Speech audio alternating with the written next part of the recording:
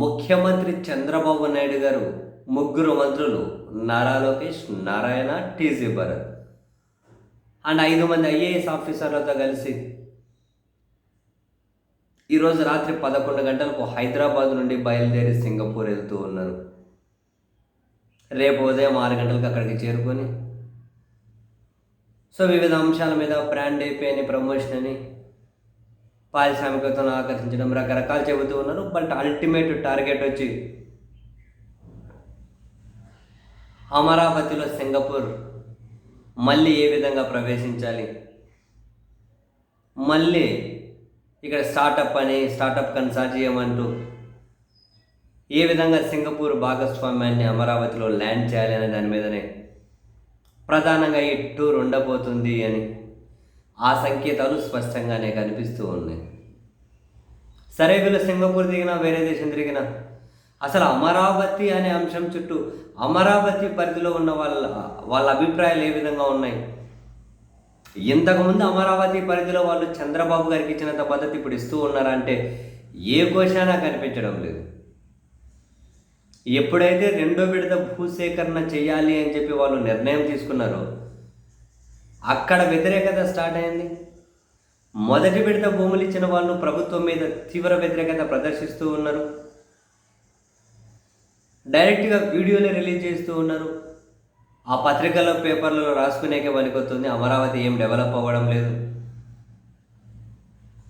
అంతా వీళ్ళు ఒట్టెటి డొల్ల ప్రచారం మాత్రమే, మాకేమీ ఇక్కడ డెవలప్ లేదు, మమ్మల్ని పట్టించుకోవడం లేదు, మా సమస్యలు వాళ్ళు కనీసం పరిగణలో కూడా తీసుకోవడం లేదు అని వీడియోలు కూడా రిలీజ్ చేస్తూ ఉన్నారు. ఇదంతా ఒక ఎత్తు అయితే 1,00,000 ఎకరాల్లో తీసుకొని అక్కడ భూమి, వాటిని అసలు వీళ్ళు ఏం చేయాలనుకుంటున్నారు అనేది చూస్తే మనకు ఆశ్చర్యం అవుతుంది. రైల్వే స్టేషన్ 1,500 ఎకరాలు, విమానాశ్రయం 5,000 ఎకరాలు, రకరకాలుగా.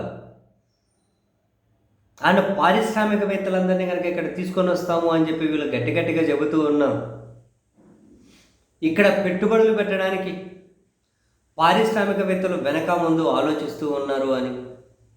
అసలు జగన్మోహన్ రెడ్డి గారి అభిప్రాయం ఏంటి అమరావతిలో అనే అంశం చుట్టూ కూడా పారిశ్రామికవేత్తలు వాళ్ళకి తెలిసిన సోర్సెస్ ద్వారా సమాచారాన్ని తీసుకుంటున్నారు అని వార్తలు కుప్పమంటూ ఉన్నాయి.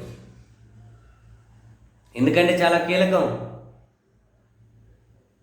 ఇది అమరావతి అనేది ఏదో చంద్రబాబు నాయుడు గారి ఇంటి వ్యవహారం కాదు.